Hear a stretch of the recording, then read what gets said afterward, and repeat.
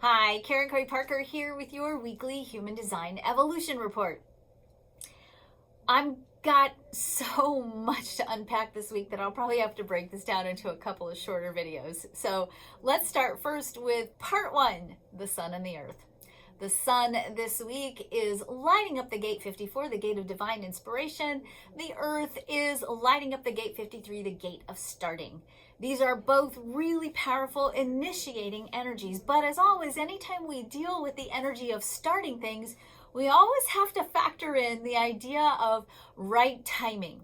This is not about getting an idea and going out and making it happen. This is about preparing, setting the stage, getting ready, and waiting in a state of preparedness for the clues and the cues and the signals from the universe about when the next right step should take place and what the next right step should be. So really important time for you to stay connected to whatever you do to stay connected to your divine inspiration, because it's from that connection that your marching orders, so to speak, will be given, and you'll know what you need to do to set the stage to be ready for whatever it is you will be beginning.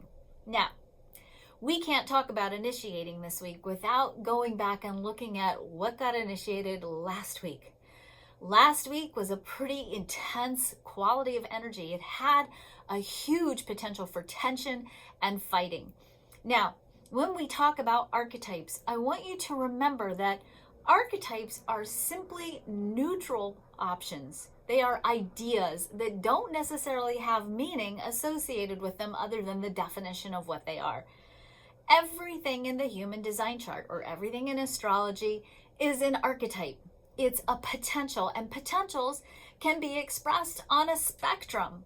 Last week we had the potential for war, but with that we also have the potential for peace. These are the same themes on the opposite ends of the spectrum.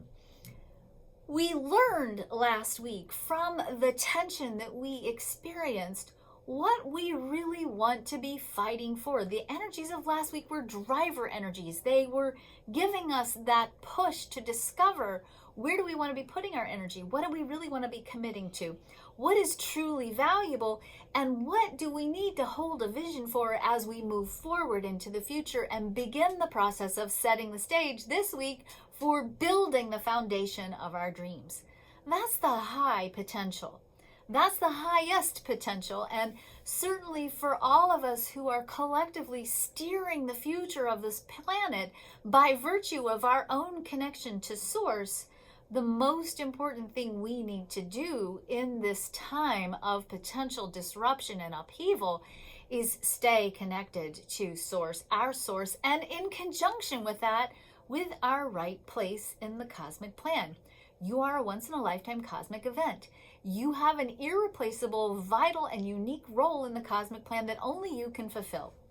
And what this energy this week is calling out of us is, how do you want to fulfill that role that only you can play? What is your purpose?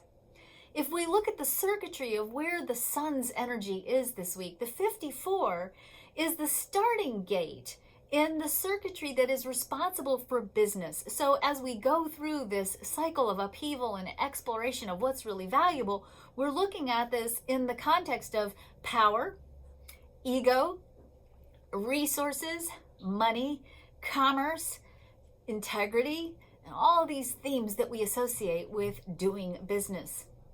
Now, what we see when we look at the circuitry of business in the human design chart, and we look at the chart as a blueprint or an overarching archetype of the potential for the human story, what we see is that business is a spiritual journey.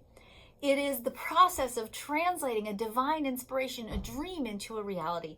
It is dependent on right timing.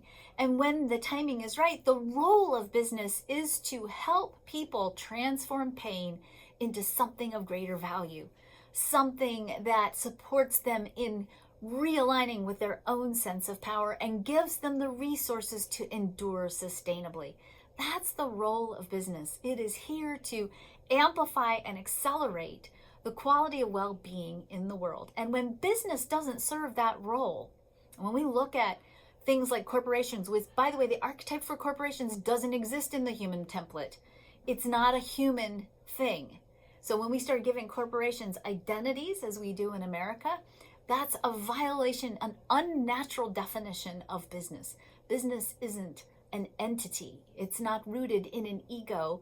It is designed to be your place of service, not martyrdom. Okay, I want you to know you're not supposed to sacrifice yourself to your business. You do need to make a profit. That's the exchange. And it's in the blueprint of business that we get an exchange for the value that we create. But that our business is our place of service. It is our place where we use our connection to source as a resource for supporting others in transforming pain into power. Business itself is an archetype that's up for reevaluation, renewal, redefinition, and evolution. We are evolving the nature of business, and as we move through this next decade, I predict that one of the things that we will see is a different definition of the invisible hand in Adam Smith's capitalism, a definition that says that invisible hand in business is compassion, and that business has to be rooted in love and service, and that businesses that are rooted in love and service are businesses that will ultimately be the most successful and the most profitable and the most enduring, and offer enduring value not only to the business person, but to the people who are impacted by the business. That was a little bit of a rabbit hole, but the bottom line for this week, when we look at the sun and the earth, is this. What do you want to get started in your life? What do you need to clear out of the way in order for you to really set the stage, to be prepared and ready for you to take your dreams, your divine inspirations, and transform them into your reality? What old business do you need to finish up? What relationships do you need to transform? What adventures do you need to give yourself permission to have? What faith do you need to cultivate? What visions do you need to grow? What community do you need to build? What do you need to finish up so that you can be ready for the next thing? Is your energy vital and ready for the fulfillment of your dream? If not, all of these factors need to be managed. They need to be handled as part of setting the stage for the manifestation of your dreams. If you're not ready, it won't happen. And you'll be sitting around feeling impatient and like you want to jump the gun and just get it started because it's not happening fast enough, without realizing that the power that you have to influence timing rests in your honesty and authentic assessment of your life, and the willingness that you have to get real about what needs to get cleared out of the way so that you can actually be the fulfillment of who you are and the fulfillment of the dreams you have. So that's video 1.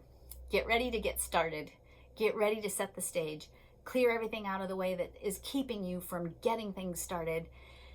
Set the stage, prepare, and then wait and trust in right timing, because the right timing is coming, but you have to be ready for it. So get ready.